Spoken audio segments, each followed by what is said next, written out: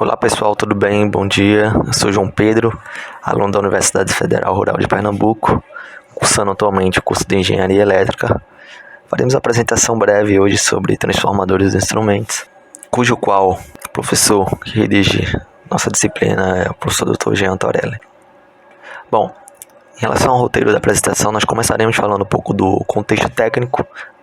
Logo após, nós falaremos da fundamentação, cujo qual nós falaremos um pouco dos componentes e suas classificações, e o foco central desse trabalho é justamente o estudo de caso.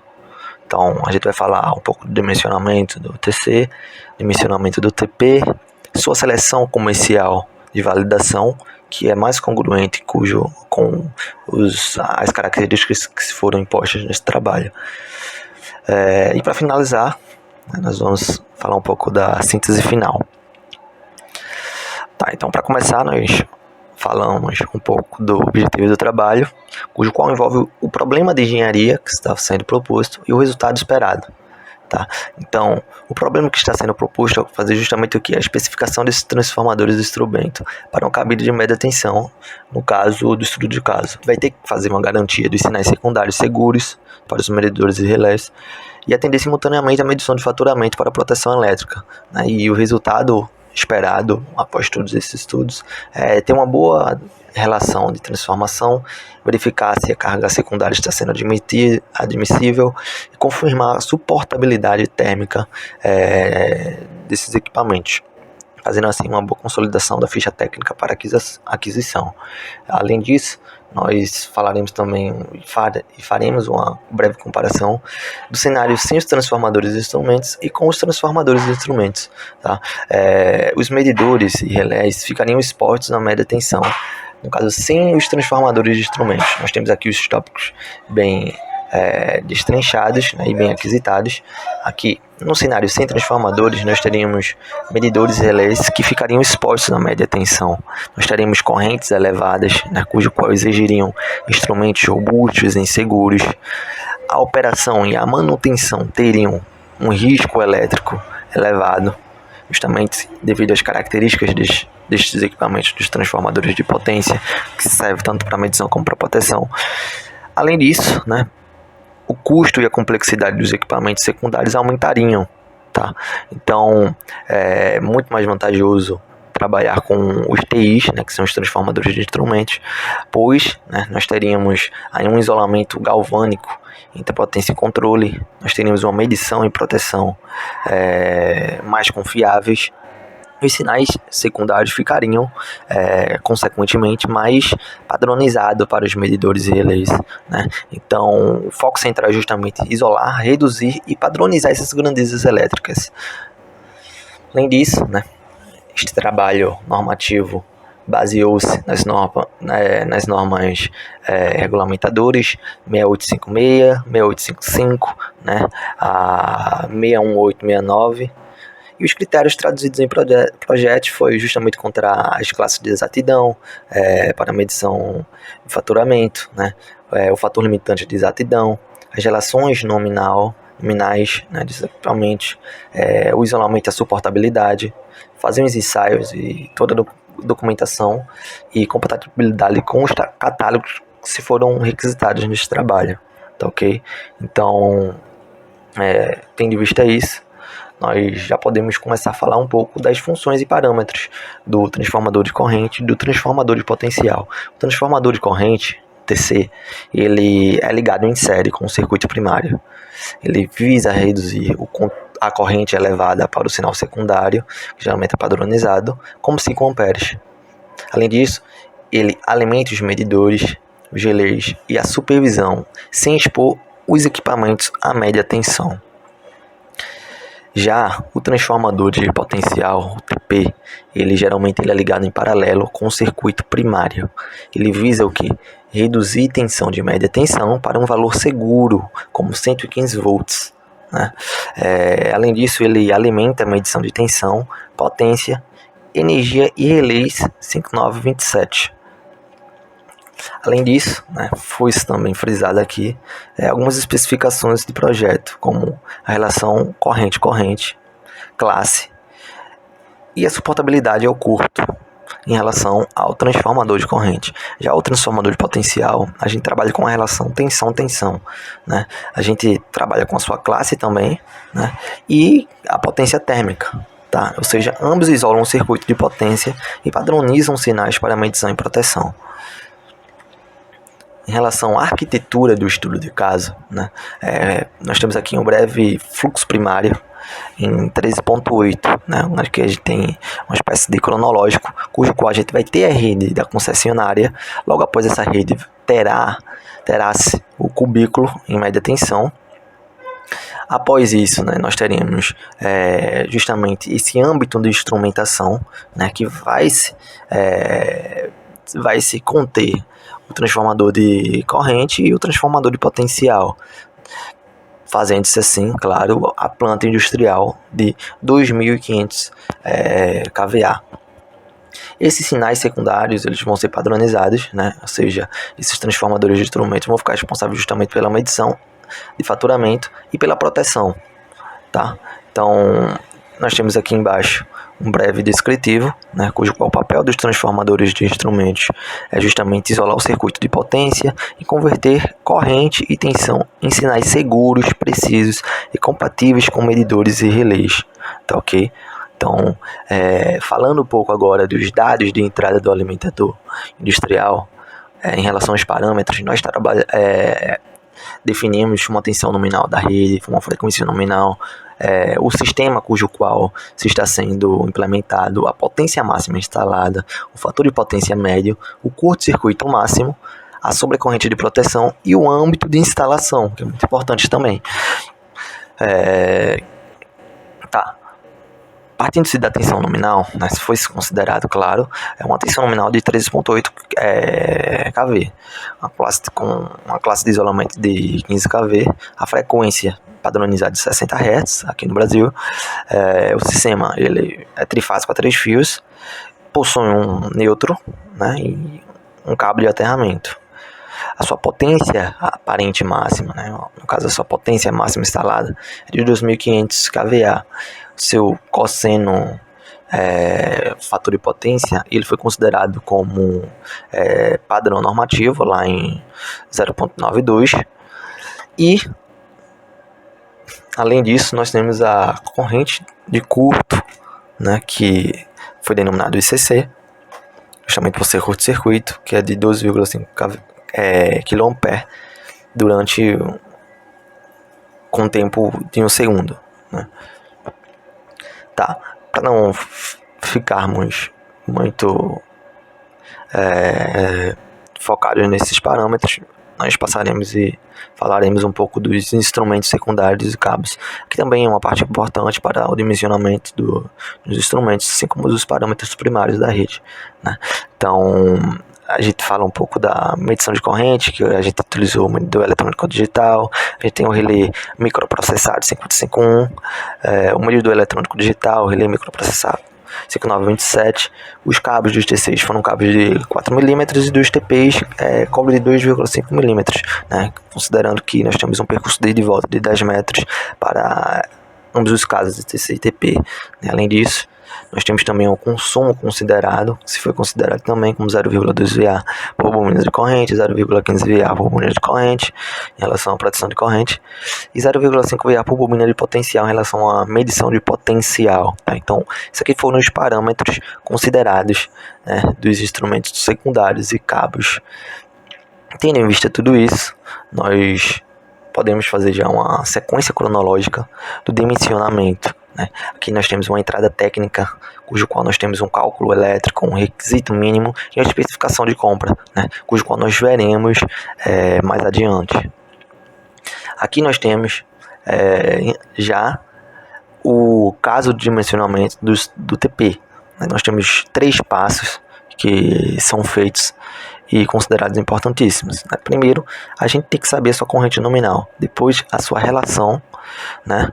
E terceiro, a sua corrente de curto-circuito. Então, a entrada, assim como se foi considerado, nós temos uma potência máxima de 2,5 MVA, a sua tensão nominal é de 13,8 volts, né? E ele vai trabalhar no sistema trifásico. Ou seja, a gente utiliza aquela fórmula básica lá de circuitos 2, com os quais nós temos a sua corrente, em função da potência aparente, né? Só potência instalada, né? Então a gente vai ter a sua corrente de 104,6, justamente para escolher a relação da carga acima, né? Então, já em relação a o cobre, a carga máxima, né? A gente vai ter o que? A gente vai ter algumas alternativas, né? Das relações de transformação de corrente, como por exemplo 100 para 5, né? No primário e secundário, 150 para 5 em relação ao primário e secundário, 200 para 5, né? Que poderia ser uma expansão futura. Nesse caso nós decidimos, né, um TC cujo qual a relação é de 150 para 5 ampere, né? Isso gera uma relação de transformação de 30 para 1.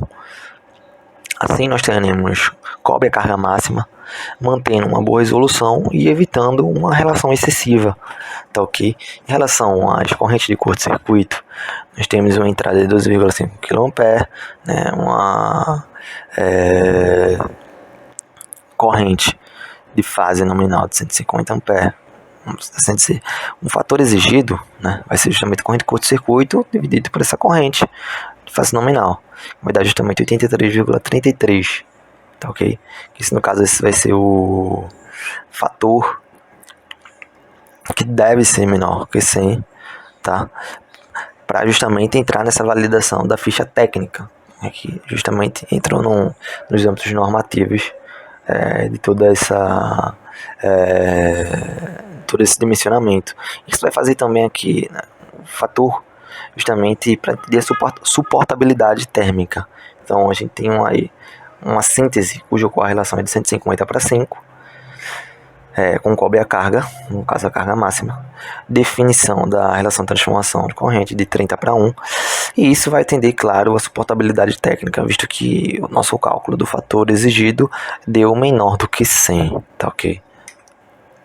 Então aqui nós temos o quarto passo para o dimensionamento da carga secundária, que é aqui nós calculamos a resistividade, né, a resistência dos cabos em relação à sua área de seção transversal e seu comprimento, tá? Então aqui nós teremos uma resistência do cabo, né, nós consideramos um cabo de 10 metros, sua resistividade foi 0.021, isso gerou, é claro, uma resistividade ou resistência total do cabo de 0,05 ohm aproximadamente, né? A potência do cabo vai ser justamente a relação da sua corrente ao quadrado vezes essa resistividade, né, que vai dar 1,5 volt ampere.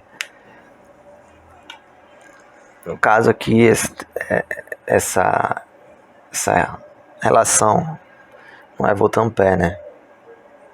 É potência ativa, volt ampere, digamos assim. Que VA é justamente a relação de potência aparente, né? Então houve um pequeno equívoco aqui. Sendo assim, né,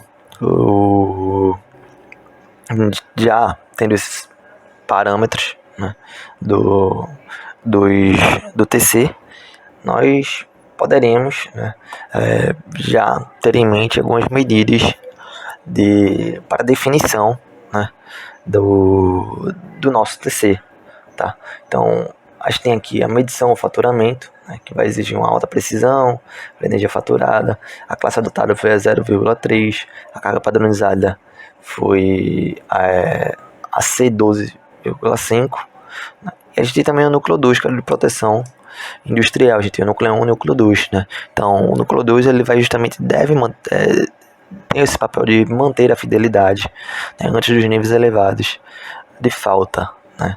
Ele possui um erro composto limitado para a atuação do relé, e tem o fator limitante adotado de 20 vezes a corrente nominal, né? Então a gente teria aí 10 P20 C12,5, tá?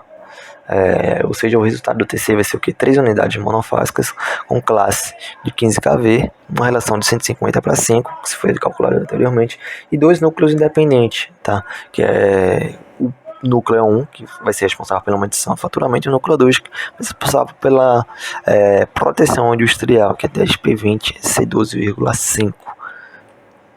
Aqui nós temos o TC, que se for escolhido através do catálogo, né, que se tem exposto no trabalho que se foi enviado. Então, nós temos aqui um TC do modelo comercial RC12 para média tensão. Ele é de uso interno, classe de isolamento 15 kV, frequência nominal 60 Hz. O seu secundário é em 5 A. A sua implementação no projeto ela foi validada, pois sua relação de transformação nominal é de 150/5, uma medição 0,3C 12,5, produção 10P20C 12,5 e, né, a sua corrente está de acordo com os parâmetros. No caso aqui a corrente de curto-circuito durante o tempo de 1 segundo. Aqui nós temos a sua faixa técnica, que nós infelizmente não poderemos abordar com tanta intensidade, visto que o tempo de apresentação do trabalho está já quase no limite, né? Aqui nós temos as suas características, que adentram no âmbito da qualidade, classe de isolamento, relação de transformação, número de núcleos, né? Que no caso foram 2 núcleos magnéticos independentes. Nós temos o núcleo de medição, né? Que é justamente remetente à sua classe de 0,3 com carga de 12,5 kV, por isso justamente 0,3 C 12,5. Então isso aqui é uma espécie de abreviatura, né, para identificação das classes, né, que é 0,3, e aqui um indicativo de carga, né, que é de 12,5 VA. Aqui nós temos o núcleo de proteção, né, cuja sua classe é da 10P20 e uma carga de 12,5 VA. Então esse primeiro termo é remetente à sua classe e o seu segundo termo é referente à sua carga, né? A sua corrente térmica de curto vai ser de 12,5 kVA por 1 segundo. E o seu modelo de referência é esse aí 12, com configuração compatível, sob especificação de compra, né, em relação a todos esses requisitos que se foram propostos. Tá, aqui nós temos o TP, que nós falaremos de forma bem branda, né, visto o tempo do trabalho, né. Aqui ele foi feito em uma ligação fase terra, né, a gente tem uma tensão de fase aqui de 7.967 em relação à tensão que se foi proposto de 13,8, né, nós teremos uma tensão de 66,4 volts, nós temos a sua relação de transformação de potencial, que vai ser de 120/1, né, seguindo, vamos assim dizer, um critério quase que idêntico ao do TC em relação a essa primeira parte. Aqui nós temos o grupo de ligação e a sua classe. O grupo de ligação vai ser entre fase e terra, o sistema com neutro solidamente aterrado, né? O grupo requisitário vai ser o grupo 2, segundo o critério normativo adotado no estudo, né? Nós teremos a sua classe de exatidão aqui, cuja qual foi escolhida como 0,3, sua designação final foi de 0,3P25, né? Aqui nós temos uma soma da carga secundária dos instrumentos, que vai ser a adição da potência média com a adição do relé, que vai dar 0,3 VA, tá ok?